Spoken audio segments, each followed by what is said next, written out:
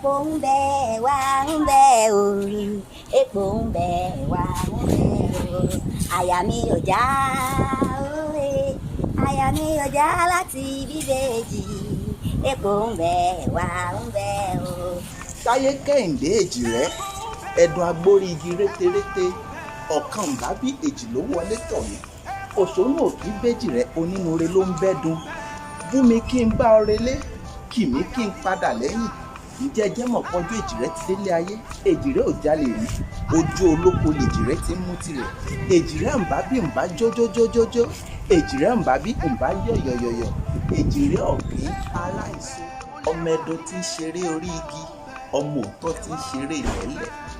Èjìrẹ́ wọlé olówó ọkọ̀ ọlọ́run òye wọlé Èjìrẹ́ wọlé ọlọ́rọ̀ ọkọ̀ ológun òye Èjìrẹ́ rí alákìsà ló bá bẹ́kìjà wọlé alákìsà ó ṣalákìsà lọ́dúngbà sọ Èjìrẹ́ wọlé alágbe ó ṣalágbede lóúnjẹ Èjìrẹ́ wọlé kílè yìí ó ṣe ló bá ṣe yìí kílè yìí ó ṣe ló sọ̀dọ̀ lọ́rọ̀ mo lÉjìrẹ́ o mo ní kó o kọ́ pọ̀ mi kó sùn kó o jẹ́ ń rí jẹ kó o jẹ́ ń rí mu Èjìrẹ́ o Èjìrẹ́ o mo ní owó ọ̀dọ̀ mi Èjìrẹ́ mo ní owó mi ṣe kó yá ọ̀dọ̀ mi. Happy birthday Táyé Kẹ́hìndé ọmọ Ọlálékan ẹ̀mí yá ṣe púpọ̀ rẹ̀. I pray that you will live to witness more of it. From your brother Abiodun. Happy birthday to you. Àyà mi ò já.